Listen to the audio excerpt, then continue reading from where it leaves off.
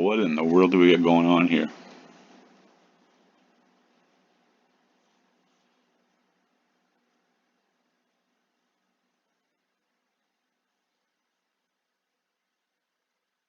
Oh my God. This comes from the book. Jesus the prophet was born into it. Okay. The virgins comes. What does this have to do with Mark Cuban?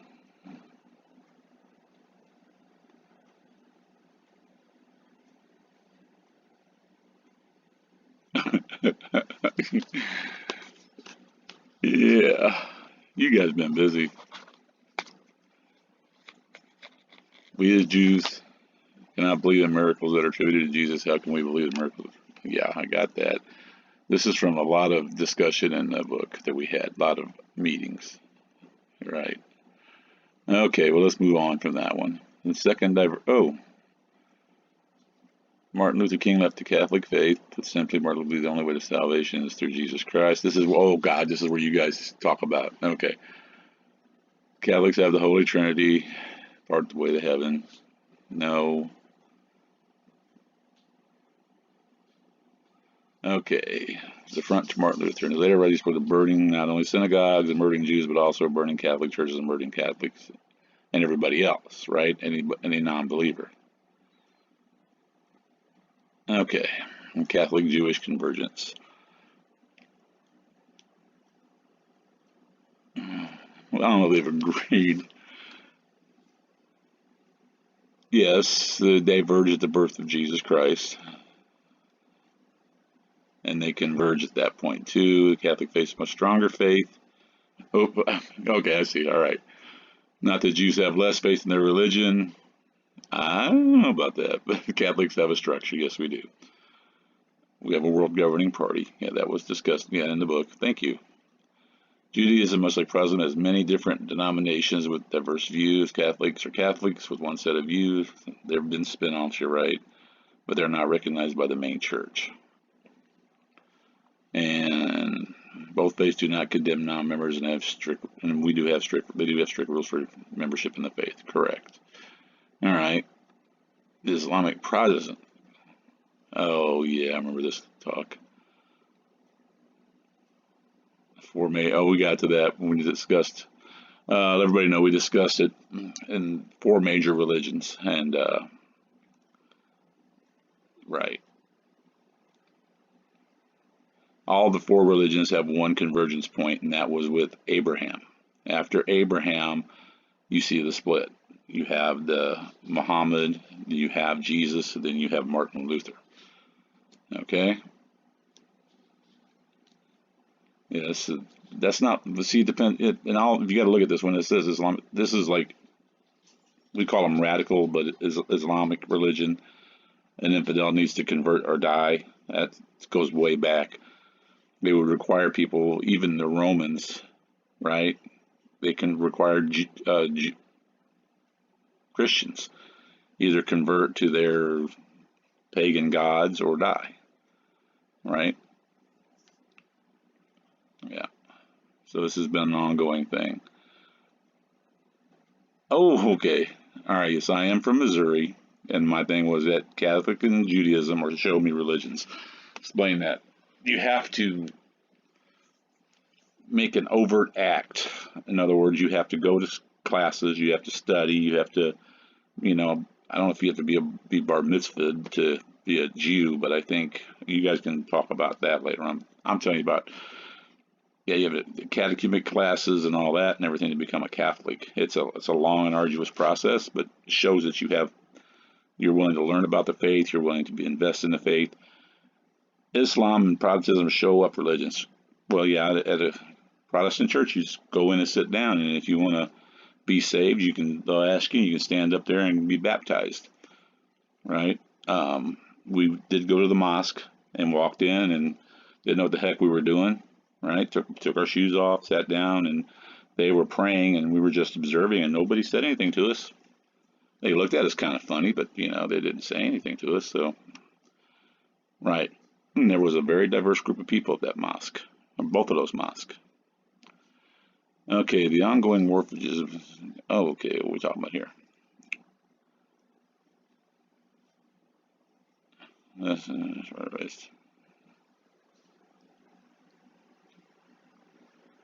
We are under continuing threat from Islam, who are hell bent on cleansing the earth with our blood, and from radical Protestantism. Okay. Most do not know the Protestant faith played in the rise of the Nazis in Germany. Yes, they did. Also, the unholy alliance that Islam and the German Empire, talking about the Ottomans and the massacres they had, right? The war against Islam was a defensive war. That's in Israel. Against Protestantism is an offensive war, not being fought on the battlefield but through the media. We have successfully separated Protestants into black and white, the same religion but totally separate. Yeah, we discussed that. The last convergence of all races. Yeah, we're one race. Name evil. Dr. Martin Luther King Jr. Yeah, we discussed. I did. Yeah, I did discuss that in detail. Kind of let you all know what a discussion was. Is that Dr. Martin Luther King Jr. There were detractors of his, and there were he slept with white women. A lot of the black says, well, he slept with white women, like that's something evil. We don't know that. We weren't in his bedroom, right? But so what? Does that nothing detracts from his words? People are always looking to detract from people's words. Some of his stuff that he said today, in today's context, would be racist, but it still doesn't detract from what he had to say. And his I Have a Dream speeches, if you listen to the man, and I don't care what you are, right? If you're a human being and you listen to Martin Luther King, you wanted to follow the man. This man was the general, and he didn't mention it in here, but he died so young. And the one thing I always wished that he would have came out with would have been the King Bible. Just him speaking the Word of God. I think that would have brought everybody together. I think if you heard Dr. Martin Luther King just speak, and talk about love, and talk about bringing people together, going to the mountaintop, and all the different things, yeah. And I did say it, New Year's Eve at midnight, every media outlet in the country should play Martin Luther King's I Have a Dream speeches. Yes. And it split black and their prophet, Dr. Martin Luther King Jr. I'm not going to say that's totally true. Yes, I do believe that the black prophet, if you guys want to use your racist terminology, is Dr. Martin Luther King Jr. But he is everybody's prophet. People who are going to follow the teachings of weirdos like Martin Luther, everybody's, oh, Martin Luther, no, he wasn't. He was, read some of his writings. Yeah, I sent you some of his writings. The man's nuts, or was nuts. He's at the end of his life. He got nuts. And it's like, kill everybody but who I tell you to kill, right? Everybody's against us. I did a thing on Scientology the other day. Whatever makes you feel good, be with it. Unless that thing that makes you feel good is, you're a great person, we love you, we love having you around, but we need to go kill everybody else that doesn't think like us. That's what he said. There's no debate to it. It's in his writing. And the other thing is that the Bible was converted when he developed the German language, which came together in the Bible that he put together. It changed from the Catholic version. So look at that. All right, the end game. What is the ultimate end game for Judaism in the United States? To erase the white Protestant history from the nation and label all white Protestants as evil. I'm not going to disagree with that. You're a mensch. What's a mensch? What are you guys putting just like freaking Yiddish and Hebrew words in here? What's a mensch? Really good guy? Our really good guy Mark felt comfortable enough to put our ultimate plan on the table when he was quoted saying, okay, because many feel Anthem doesn't represent them and they want to continue discussion of how to represent people from all communities when honoring U.S. at game. Huh? Oh,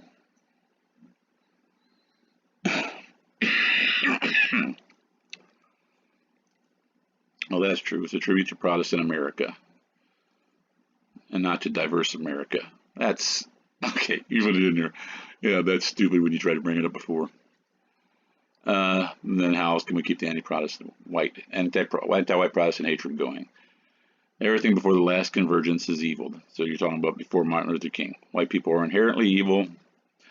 That's the narrative. And when you want people whose only commonality with white America is the color of skin, as the voice of hatred of what some assume are their people, it adds credibility. And that's what you're talking about.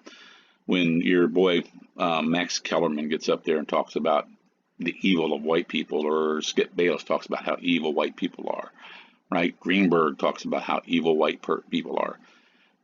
Kornheiser, right? All these different people talk about how evil white people are, and you're saying, but these people think, we're not talking about us. We're Jews. We're a separate race. We're talking about the other white people, which is to them is white Protestants, correct?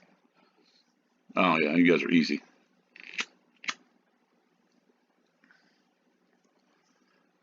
Well, I know I'm going fast. I'm not going to have a, if you want me to spend much time on these, it's not going to work. Okay, let's go to this one. Next slide. Come on. Oh, okay, the end game. Oh, okay. We're moving at hyperspeed right now, especially in Cuban's backyard, which would be sports, right? Yeah. We have made sports stars the faces of white Protestant hatred. So you're talking like Patrick Mahomes and, right, even some white players like Tannehill. Correct. LeBron James. I've never seen him. I don't watch commercials very often. I mean, I don't know really, you guys talk about this. I don't watch commercials. All right. So, and I don't look at nobody watches. People are starting to not watch the NFL because of the racism, the NBA because of the racism. So, okay. So let's see. We have successfully eliminated white Protestant men from the media. Oh, wait a second. Okay. We'll skip that. We affiliate Trump with white Protestants. Yes, they do that on all the news networks you showed me. NFL owners with white Protestants. That's going on with Dak Prescott and Deshaun Watson, right? Yeah. Successfully eliminated white Protestant men from the media. This is true. Much like the NBA, we have fewer than 5% white Protestant men in the national media. I'd like to know who the 5% are. I mean, if you guys told me this. Our brethren and the infamous wasp killers at Disney you guys told me about the wasp killers, have eliminated white Protestant men from the air on ESPN. They have them on occasionally as a guest, but they will never host an unscripted program again. Okay, yeah. And what they're talking about, if you look at ESPN programming, there are no white Protestant men hosting any programs. Right. You have white Protestant men coming on as, like, you'll have a football player like Orval. I don't know if he's Protestant or not. Orvalowski. Yeah. Stop texting me while I'm talking.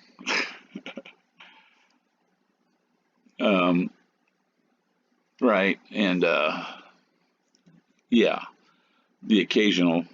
You showed me the thing. You'll have the Jewish host, black host, right, or black host, or a white woman Jew, or a white woman, right? And as you said, that the only people that hate white Protestant men more than blacks and Jews are white Protestant women. Yeah, it's an easy target. Okay, so let's get back to this. The NBA model narrative we have ordered, followed by all sports talk programming is provided.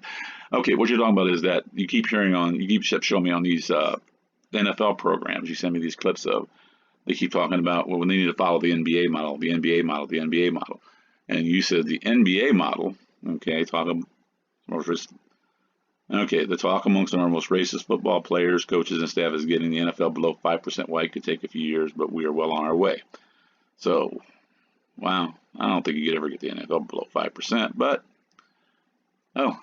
current white players and white NBA players, white American NBA players.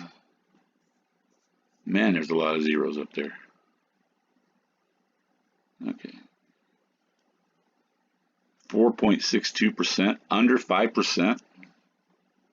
Wow. Ooh, McDermott. Well, okay, so you're pointing out he was a white player, but he's only played 41 minutes this season in 3 games. One of the three had 1 minute played. The other white American, but Conchar averages less than 18 minutes and 5 points a game. They have one other white player from France, but he's yet to suit up. This number here, though, my goodness. Yeah, he's like, so that's the, I guess, is that the like Easter thing up there, the first one? The Celtics, Knicks. How many are in that thing? Okay, so Celtics, Nets, Knicks, Sixers, and Raptors, right? Have combined 2 players. So then I got to be like the Central. Okay. All right. Hartenstein.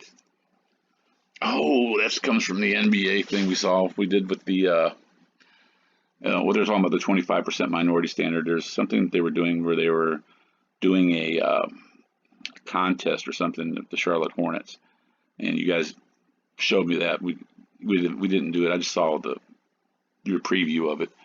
That they have a picture in there where you are when you want to apply for their thing, you have to be a minority, but their qualification for minority is 25%. Right? If your grandfather was black, then you qualify as a minority. Your grandmother was black, qualify for minority.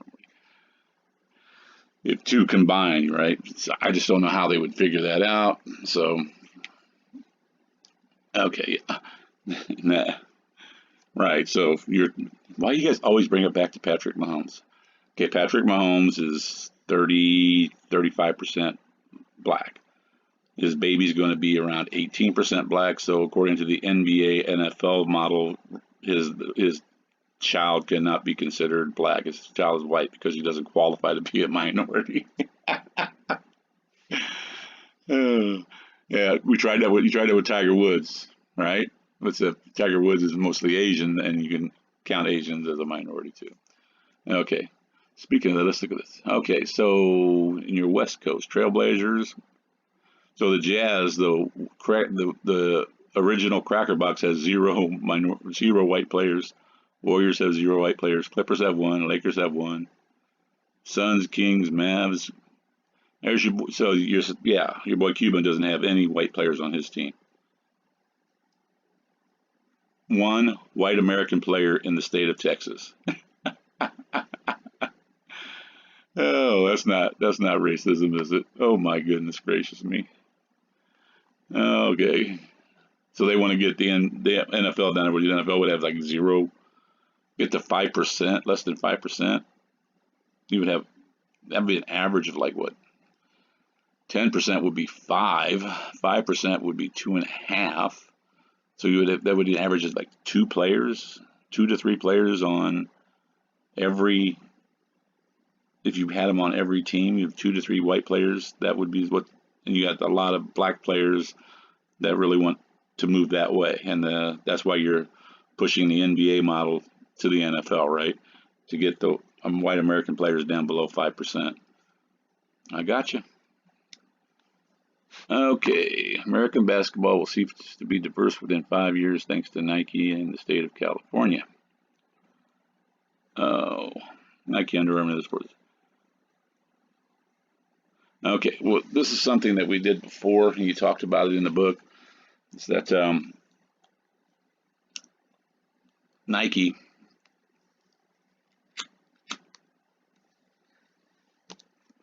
in particular, Nike was a sponsor of the Kaepernick thing. He wasn't kneeling at first. Let's get this one thing straight. He's a white boy. He was sitting on his ass pouting on the sidelines because he wasn't playing because he was not competent to play. He'd been beaten out for the starting position. So he sat on the sidelines on the bench during national pouting like a baby. And then somebody in the stands, Jewish person, remember? Yes. Came up with the idea, hey, if you're going to sit down during this, why don't you do it for a cause? And they had to go find a cause. And their cause was, you take one little event and you blow it all up out of proportion. Like you tried with the Bennett thing, and that failed miserably, right? Anytime something doesn't go right, if you're white or black, it's, because you're just getting color, right? I've seen it, heard it, right? Okay, so yeah, so Nike and McDonald's and their All-American teams are there's less than 5% white on there too, correct? And the reason why they say the dodge they use is that, well, the competition level of these white players wasn't high enough. Remember the things you used to say about black players, right?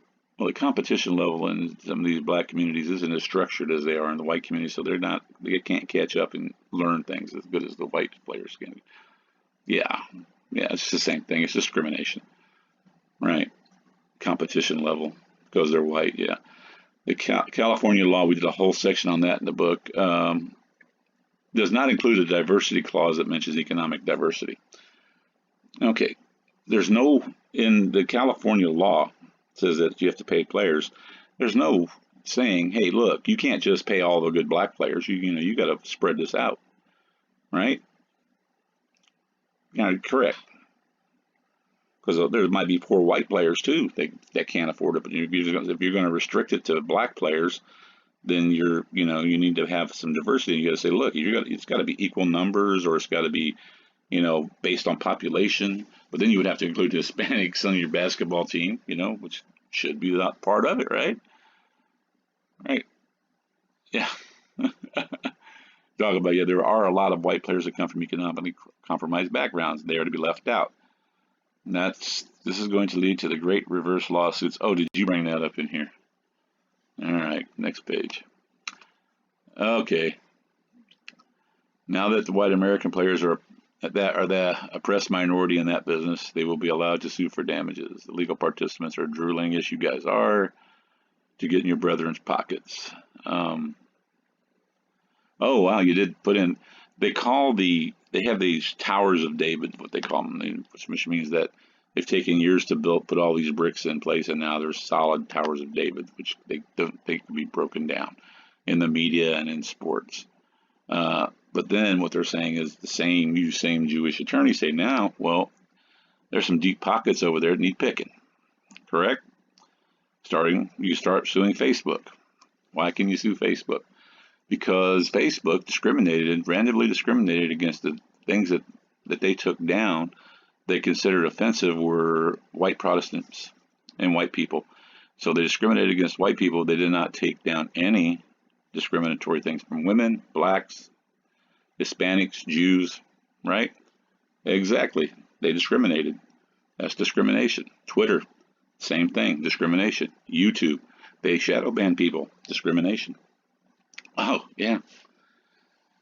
Right. You can go on Twitter and call Melania Trump a slut. You won't get taken out, even if somebody reports, because you guys said you went and reported some, never got taken down for derogatory comments made about white Protestants. Correct. You can say anything you want about white Protestants, but if you say something even close about a Jewish woman or a black woman or a Democratic woman, man, you can get taken down. Right. If you said, "Oh my God, did you see Kamala Harris's hair today?" You can get taken down for discrimination for saying that. Yeah. Yeah, I understand. CNN, MSNBC are easy targets for race, religion discrimination. Yes. Yeah, they're like ESPN. I mean, that's, you guys right, shooting fish in a barrel. I'll get that down there. Cable network groups, right? Not hiring white Christians in their offices, right? Oh, yeah. Well, what you got to do is just start, and goes out to the people. If you're a white Protestant or white Christian, go and apply at ESPN and then get turned down. Then you can sue. Yeah. Because if they don't bring you in for an interview and then, give you a reason why, you can sue. And then ones that have worked there, you can sue too, because you're gone because of discrimination. And they can't say, oh, well, we hire white people because look at all the white Jews. No, race and religion. Religion is discrimination. And because Jews, yeah, you guys brought this up. I didn't think about it. The Jewish mafia thing. All right, is that you go back. You, in order to be considered Jewish in the Jewish faith, for most of the Jewish faith, you have to be born to a Jewish mother. All right, because yeah, and they say that they want to eliminate our race from the face of the earth. So that would be forced the courts to say one of two things: Judaism is not a race, which would be maddening for you, or Judaism is just a religion, which would be maddening for you. Right. Whereas Protestants, Catholics, um, that's the other one. Oh, the Arabic one. Oh God, yeah, I know. Hey, look, floated right by me then. Islam, right? Okay, fine. Okay, okay. You see, the controlling religion is us, which is Jewish. And now the Cuban has put a crack in the door. We predict it will be kicked in. Colleges that have racist study groups. You're talking about like if you have a black studies group, women's studies group, Hispanic studies group, and they use any derogatory language about a white person, and a white person's taking that class, that white person can sue for racial discrimination because they're making derogatory comments about them, even if it's generalized. Because you can't go in a room, you can't be a white person sitting in a room and say, black people are always saying this, and because you can be discriminating against the black people in the room. You say it's going to go the same way for a white person sitting in a room, right? Or if a man is sitting in a room in a women's studies group, and the women in there say, well, all men are this or all men are that. You can discriminate. That's being discriminatory based on my sex. Right. You'd have to be specific to who you're talking about. And you can't, and that takes the power, that takes your power away. Exactly. The whole discussion in this book is logic. Logically, when you say something and you use a generalization, in other words, let's see, black people are bad at, math, right? Well, that's making a derogatory comment about every black person instead of saying Michael over there, who happens to be black, is bad at math. So Michael's bad at math. Well, that's going to a specific target.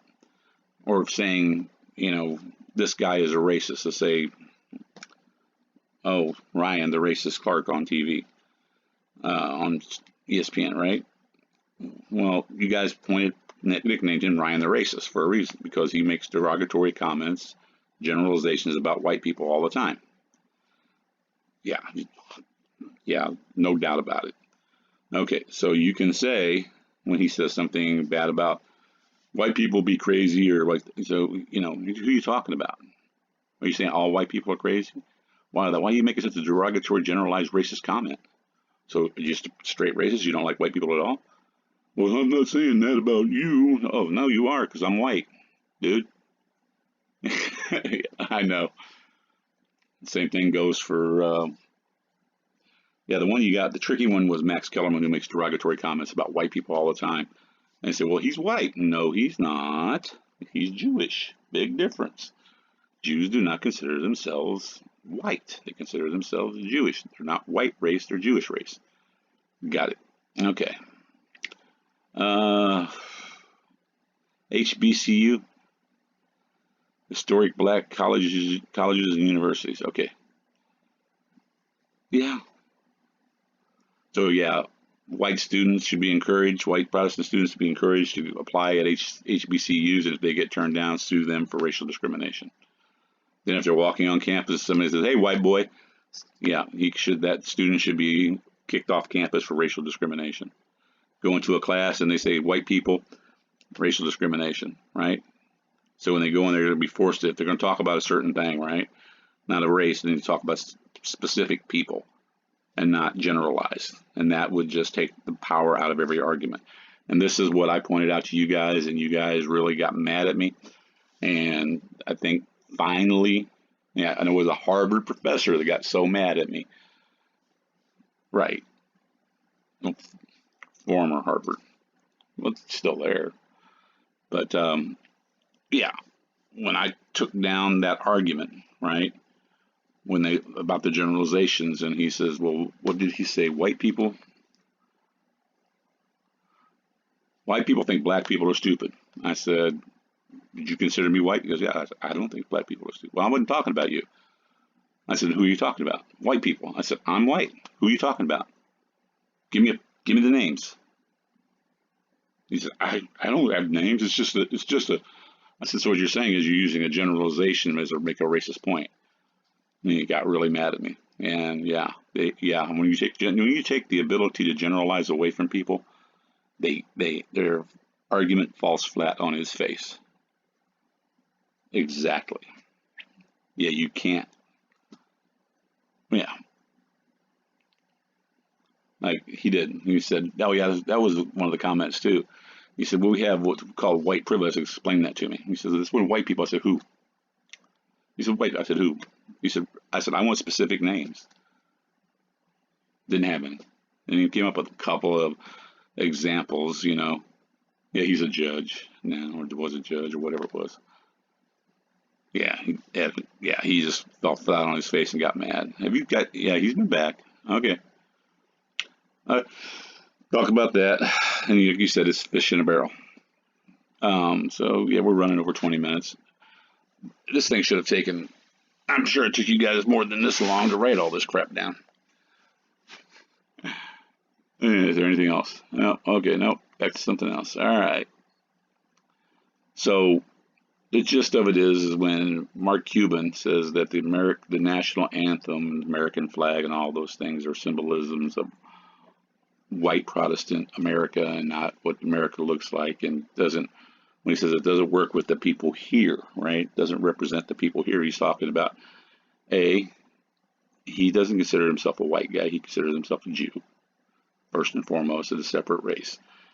He considers the players black, and other players are Eastern European. So that flag and that national anthem doesn't represent them, because you have a black national anthem now, right? Nationalization of black. That was in the book. A separate black nation, which I'm sure he would be in favor of, right? Most Jews would be in favor of a separate black nation. Name a Jew that would not be in favor of a separate black nation. Oh my God.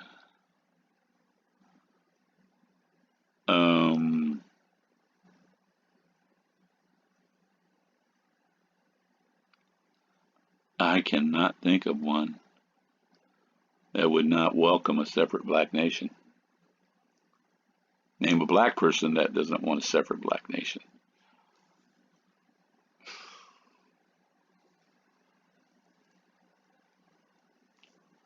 I think if your separate black nation didn't allow white spouses into it, or white, right, girlfriends, that your separate black nation would be, yeah, right. They could be there but not be citizens of the separate black nation. Okay, we're going to do a video. I think you guys put this up here on the Black City State Solution and how it worked. We'll talk about that there. But yeah, Kamala Harris, would she be in favor of a separate black nation? Yeah. Chuck Schumer? Yeah. Joe Biden? Yeah. Joe Biden? Yeah. Donald Trump? I doubt it. I don't think Republicans would be in favor of a separate black nation, because they're more of it's kind of reverse. Republicans are more of a bring everybody together thing, and Democrats are more of diverse, and they want what diversity means. You go to your corner, you go to your corner, you go to your corner, you go to your corner, right? Exactly. I know you've lost favor with the Democratic Party, but you're not Republicans, so you're not going to. Yeah. So you want to join my party? My party is. Oh, they can't hear you. My party is the Liberal Capitalist Party. Yeah. Yeah, I'll explain that someday. Yeah, I think I have a couple times on some of these, but all right. So we're done for this. If you've watched this, go back and watch it really slowly, which I think you'll get the gist of it. Have a good day.